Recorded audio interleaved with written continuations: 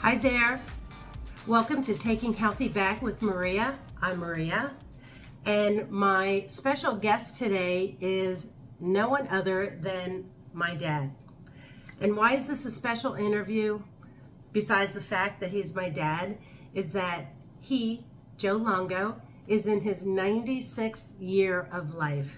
And I think he can add great value on some great tips about longevity and how you can live 95 years. And I think he's going to be going, we're working up to 100 or beyond, aren't we? Yes, indeed.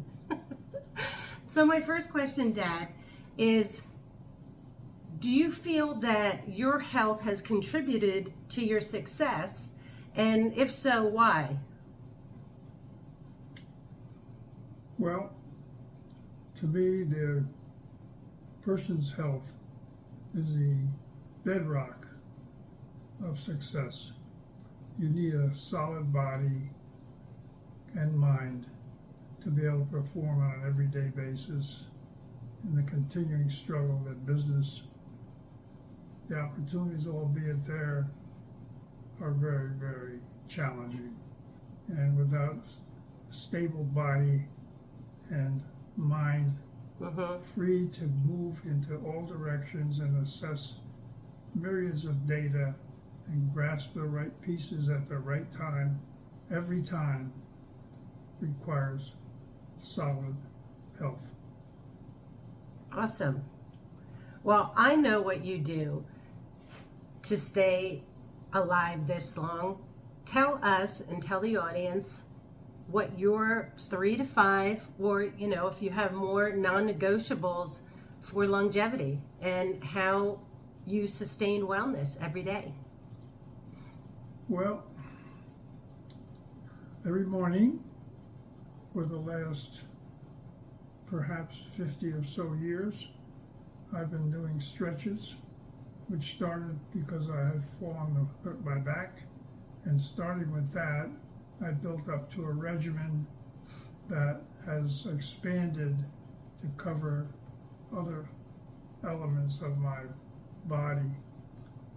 This happens every single morning for approximately 50 minutes and gets me off to a start where I feel like I'm supercharged, free of anything to worry about, since my muscles and body and brain are all connected, ready to go. That's number one. Number two is the diet I've been living on, thanks to us having heard, can't remember his name now, but he was a famous nutritionist. And Gary Null? Gary Null, yes, that's correct. We heard Gary Null one day talking about all kinds of things and diet and so on and different illnesses, and someone asked him the question, what do you do about arthritis? And he said, that's easy. He said, no sugar, no dairy, no wheat. And my wife and I looked at each other and said, what? What do people eat? And then over time, we discovered what people eat and learned to eat that way. Not every day, all day, but I would say the majority of days here at our table, we ate in that fashion. When we went out to have dinner, I ate whatever I wanted, period. Didn't matter what I wanted, I ate it. So it's been the discipline, first of all, the knowledge, and then the ability to stay in the box and continue to do it. You know, it's easy to have ideas, but to live them every day is very, very difficult. And that's one of the keys to success, is the stick-to-itiveness that we have been successful in doing. I can attest to that. And then further, I think it's an ability to have a hunger for knowledge. One of the cornerstones of my life. I became that when I was a little boy, and I never gave it up to this day. To this day, I still read books, do crossword puzzles. Every day he does crossword puzzles. It's a whole series of things that I continue to do. I work on a computer, I send emails, I read books, I just exhilarated by reading and learning new things, like a little boy gets his first wind of what the world is about. So I'm still there, little boy at heart, but an old man in age, which I don't count because I don't think I'm as old as I am. And you certainly don't look it. And That's for sure. People all say to me, "How do you do it?" And I tell them the same thing every time. Nothing changes. So that's pretty much it. What about you talk about your mindset. How important is that to your health and success?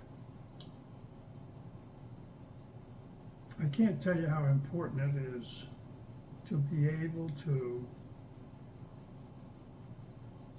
be exposed to all kinds of issues, problems, and so on, and to dismiss them as rapidly as you can. In the case of problems, I learned some years ago that problems are only opportunities in work clothes.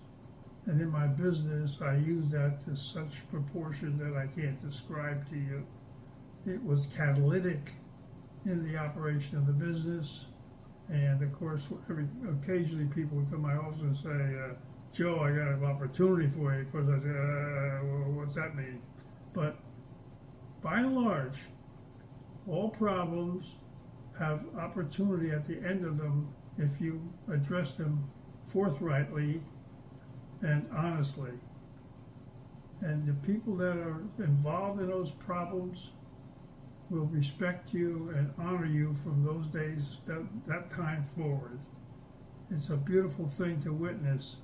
And at first you'll say to me, I'm crazy, that problems are not opportunities in work clothes. But I didn't make that up. That came from the phenomenal person called Henry Kaiser, one of the foremost industrialists of World War II, and I would say one of the key men that helped America win World War II. I won't go into those details, but you look it up in anything you like, Henry Kaiser. I think another one of your non-negotiables is your connection to God. That's an everyday thing. Prayer is one of your non-negotiables, I believe. Yes, I probably was remiss in not putting that number one, because every day while I'm doing stretching, I'm listening to the Daily Mass on EWTN. And I still do some religious reading, not as much as I probably should, but I still do. And I do a daily reading in my bathroom. I have a book, the daily readings from the Bible, and some contemporary explanations of how they relate to the present day. And I learned that from a talk I heard once about an Irish mother who couldn't get her children to read and learn anything about God. So she put a Bible in the toilet room, and then all the boys and girls had to go to the toilet from time to time, and in their reading, they started to embrace the Bible. So it's a wonderful thing to do, and it has worked well for me over these many, many years. Well, we all have to go, right? That's true. At least once a day. And my last question is, what are some final words of wisdom for longevity? How do you think other people can contribute to their lives and take healthy back, especially people who are chronically ill? Do you have anything that you can add for people? Well, I would say that exercise, some form, as limited as it may be possible for certain people, but some form of exercise, motion, and then some social exposure, meeting with other people on a continuing basis, such that you get exposure and opportunities to talk to other people, listen to other people, interrelate with them. It's uplifting, it's refreshing, you learn from it, people learn from you, it becomes a wonderful thing. Even to this day, every week I meet with 9 other people every Thursday at noon for lunch. That's one of my groups, and I have a golf group I belong to where I go to lunch with each week, probably once. And then, of course, I play golf with them at least twice a week. And he still plays golf. And he still drives. Well, by the grace of God, I still have my wits about me and sufficient coordination that no one's said anything to me about limiting my driving. Albeit I do have people drive me from place to place when I go to lunch on Thursdays. One of the gentlemen in the group was gracious enough to pick me up and drive me to locations, which could vary from 1 mile to 25 miles. But nevertheless, the group has been very supportive of me in every respect, and I'm most grateful to them for that. Well, thank you so much. You are one of my greatest inspirations, and this is an honor for me to interview you because this will be out there forever, and I'll always have it as a memory. And, you know, I've been very fortunate to have a father like this who has taught me so many wonderful things. I'm kind of a mini blueprint of him. And I'm so grateful for the things that I've learned and that I have to pass on to others. It's truly a blessing to have you in my life. Thank you, sweetheart. Thank you. Thank you. I love you. You too. Thank you. Bye-bye.